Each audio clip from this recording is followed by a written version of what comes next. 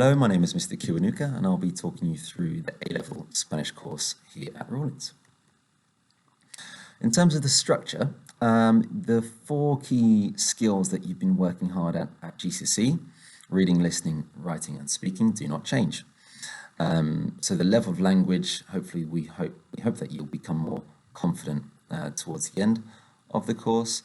But what does change slightly is the emphasis on every topic that we cover, the emphasis on the cultural level. So how does each topic, for example, Spanish music or Hispanic music and cinema, the political world, political life, how does that relate to the Spanish-speaking world?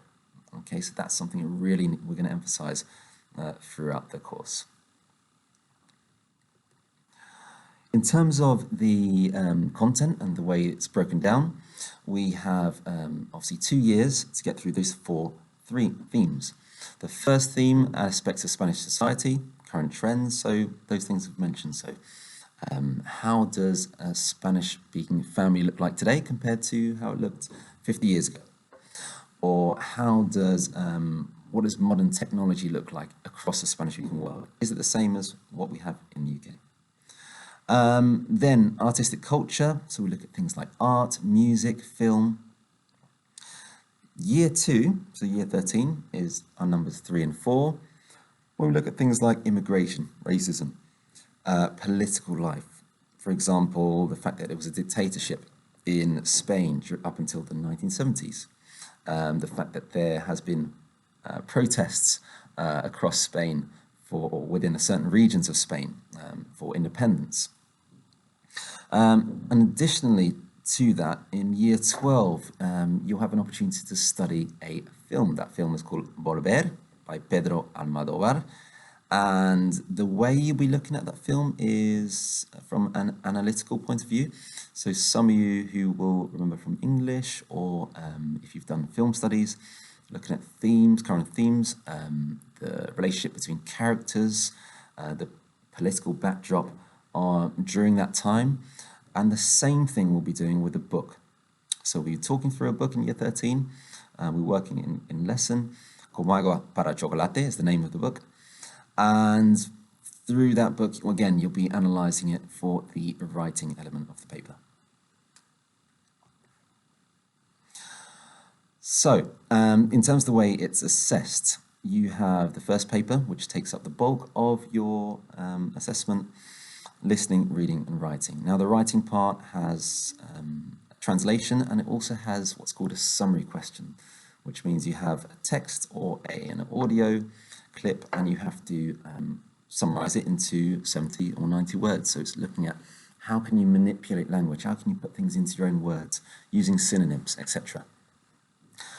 Paper 2 is the writing paper, where we look at the film or the book. We analyze the film or the book. And paper 3, we have 2 components. The first is a conversation based on a stimulus card, not too dissimilar from what you've done at GCSE. The second part is where you will be choosing a topic, and that's called the independent research project. There you're going to become an expert in an area that interests you. Okay, so it has to have something to do with the Spanish-speaking world, but you have a lot of freedom in what you choose. You'll collate that information, and you'll become very knowledgeable on that topic towards the end of the year. And that will be for the speaking exam. We hope that you are currently enjoying Spanish at GCSE, and that's a very good start if you want to do A-level. But also that you're curious about other cultures. You may be aware that in the Spanish-speaking world, cultures are very broad, they're very different, even within countries. So we want you to be curious about that. And also, when it comes to speaking, we don't want you to be shy about speaking the language. We want you to be confident enough to express yourself and give it a go. Not be afraid to make mistakes. Okay, because it's okay to make mistakes, and that's how we're going to improve. It is challenging. Learning language at A-level is challenging. So we do need you to come prepared to work hard. There's a lot of content to get through, so we need you to be organised as well. Towards the end of the course, people that haven't been as organised will realise soon enough that they've got a lot of work to do, so it's in your interest. And also using your independent time well. Recognizing your weaknesses, talking to us about them, seeing if we can address them in lessons. If not, going away and doing that in your independent time as well, or coming to see us in your independent time. In terms of enrichment, in the past we've done residential trips to Barcelona. We hope to continue those. Obviously, we'd see what the situation looks like over the next few years, but fingers crossed things mean that we can return to that.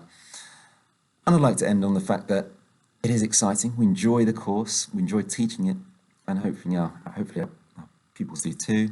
And it does open doors for you, and maybe you don't realise just now, but learning language really does make a difference when you go out into the wider world.